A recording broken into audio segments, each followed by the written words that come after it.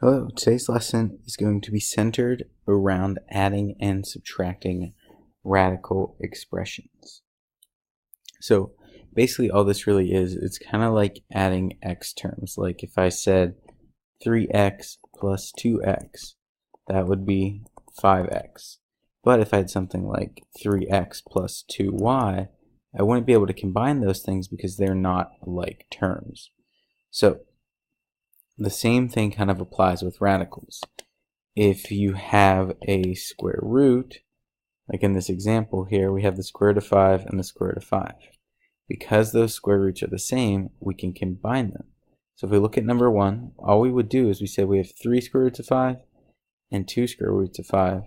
Together that would make 3 plus 2, or 5, square roots of 5. All we're doing is combining those like terms. So let's jump over to number 2 here. So number 2, same concept. We have a square root of 6 and a square root of 6. We're combining those. We have negative 1, an invisible 1 right there, and positive 3. 3 minus 1 gives us 2 square root 6. So again, all we're doing is combining those like terms. Okay, let's scroll down here. Let's look at problem number 7. So look at problem 7 here. This problem, we have 3 like terms. They all 3 have that square root of 3. So that means we can combine them all because they're all like terms. So we have negative 3 plus 2, so that's negative 1. And then subtracting another 2, that's going to give us a negative 3 times the square root of 3. So all we did there was combine those like terms that we have, and we got that. Alright, number 8, this one's a little different. In this one, we have the square root of 6 and the square root of 6, so those are like terms. We also have the square root of 2. That one's going to be a different term because it's not the same as the square root of 6. So first, let's combine our square root of 6's together. We have a 2 and a negative 1. So that gives us 2 minus 1, or just 1 square root of 6. And then the square root of 2 here, the negative 2 times square root of 2, we can't combine that with our square root of 6, so we just write it down as 2 square root of 2. And we're done with that problem. We've combined all like terms and simplified it as much as we can.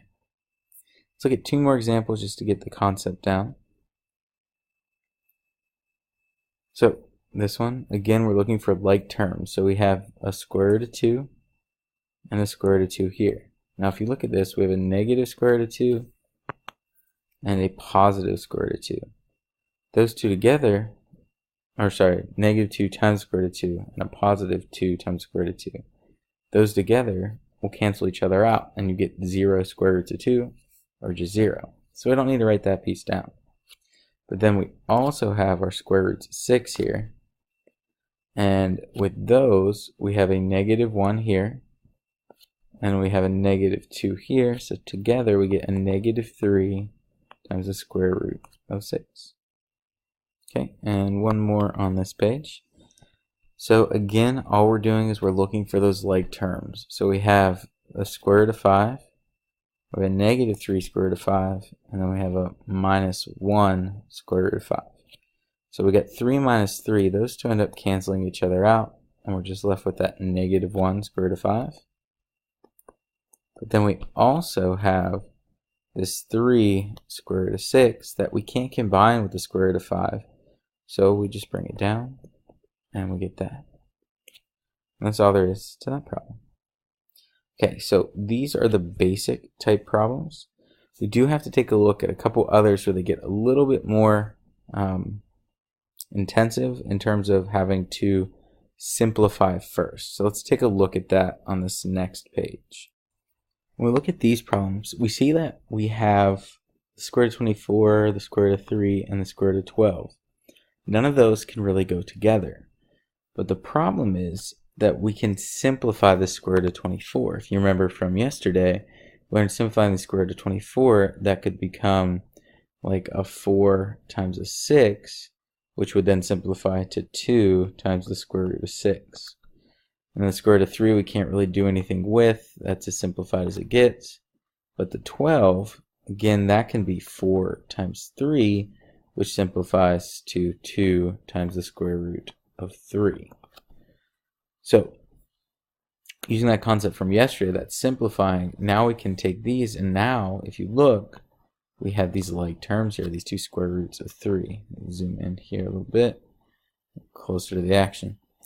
So from here, to simplify this, we have to combine our like terms now. 2 square root of 6, there's nothing we can really do with that, so we just write it down. 2 square root of 6. But we have the square root of 3 plus 2 times the square root of 3, so that gives us 1 plus 2, which is 3 square roots of 3. And that is our final answer on that one. We had to simplify first the square root of 12 and the square root of 24 before we could find any like terms to combine. So that's just how these problems can get a little bit harder, but that's really all there is to it from there. Alright, so question 36.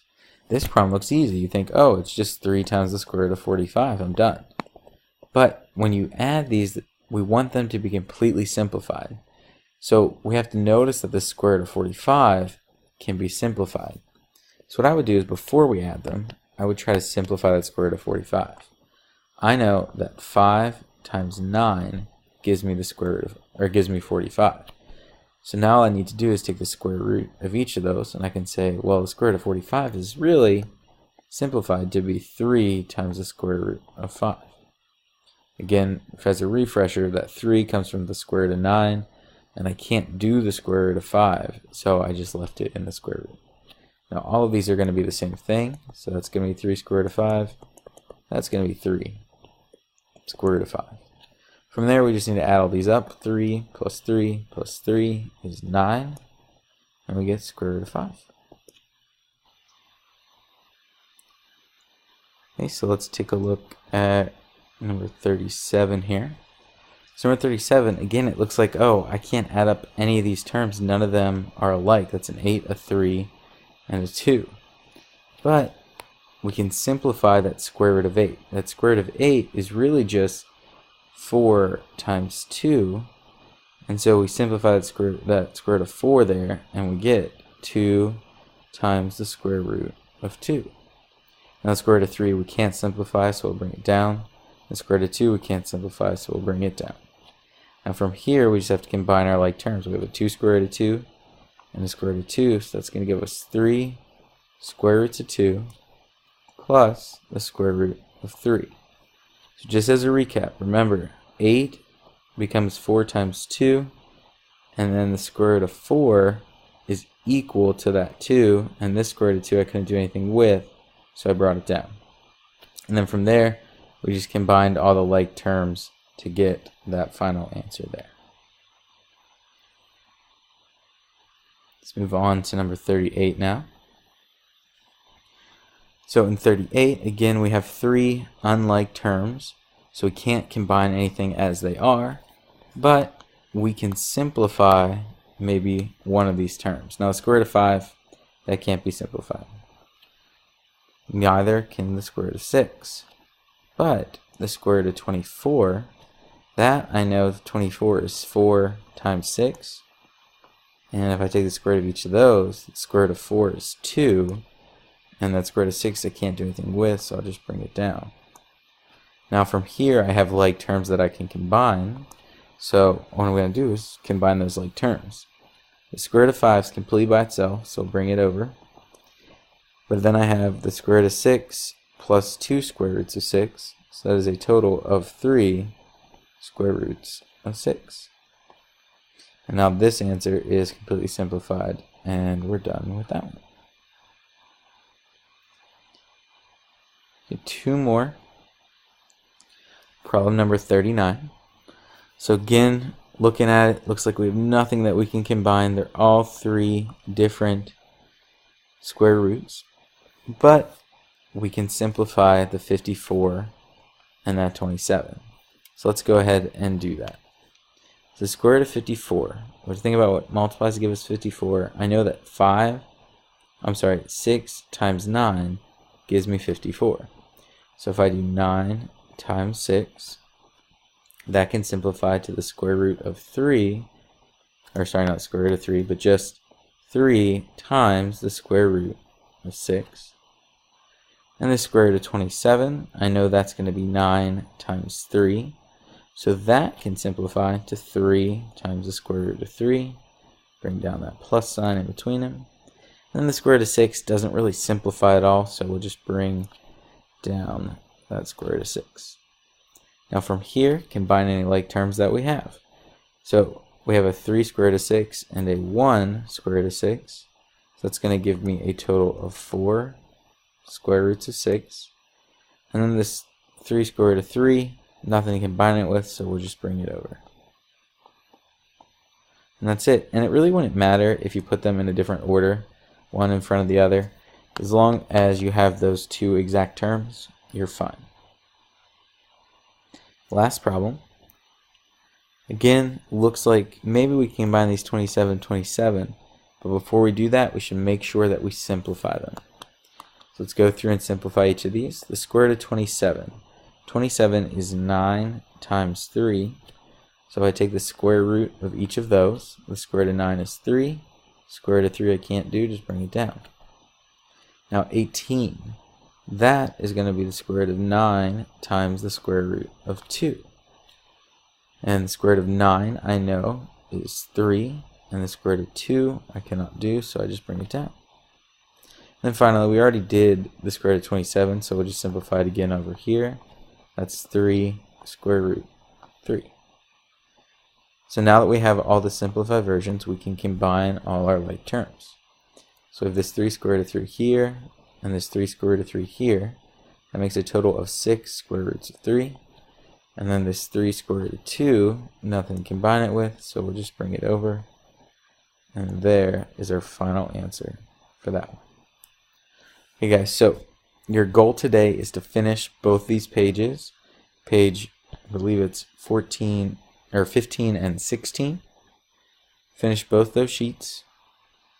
And we will check these sheets and pages 13 and 14 on Monday.